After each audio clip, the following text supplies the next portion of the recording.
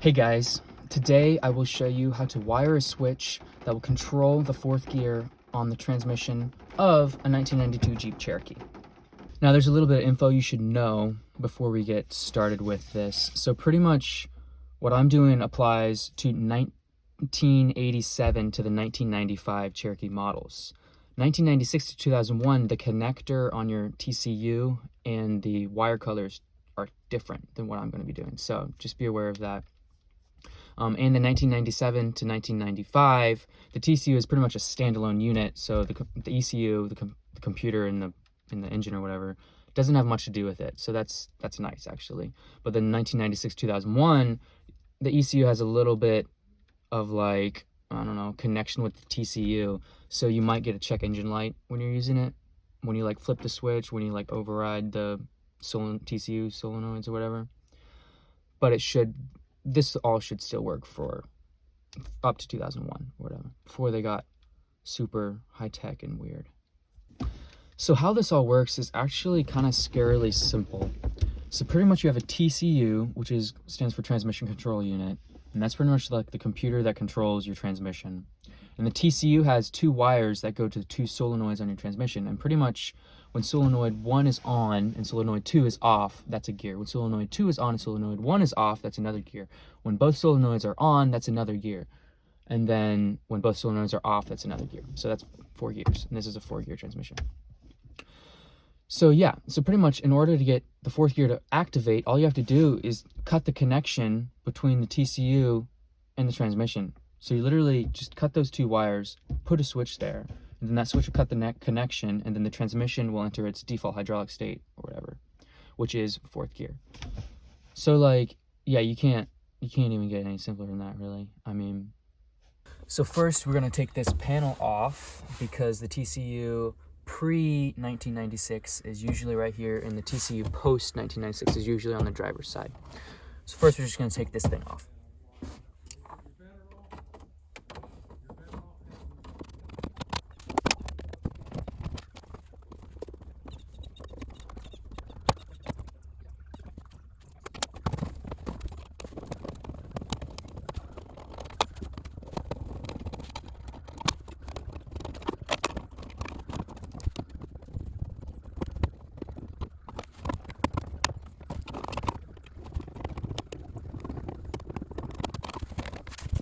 So, got the panel off.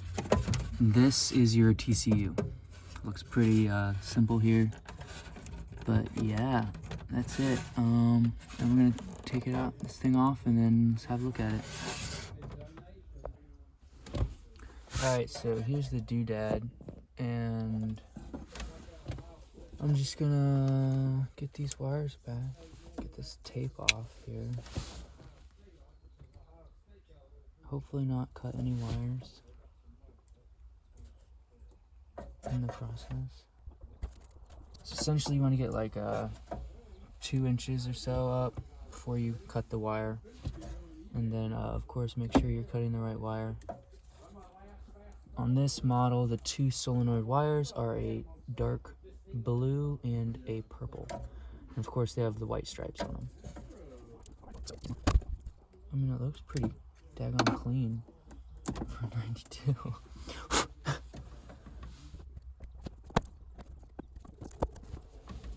Alright, that seems far enough. So pretty much there's 2 wires we want are going to be, drum roll, alright, this blue one and then this purple one right here.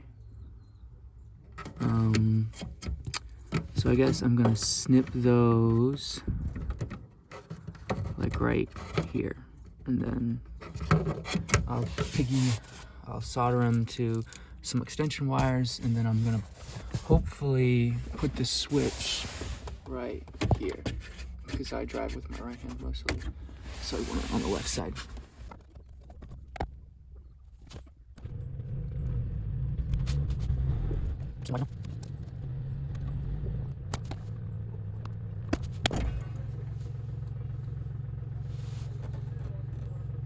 Alright, so this is the switch I'll be using.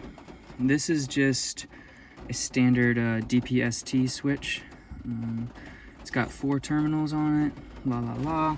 So pretty much, I'm gonna have these 2 go to transmission, these 2 TCU go to these 2, and then those 2 go to transmission. Pretty much, when you switch the switch on, it connects these 2, so there's continuity between those 2 wires. And then when you turn it off, it cuts the continuity between those 2 wires. So yeah, pretty simple.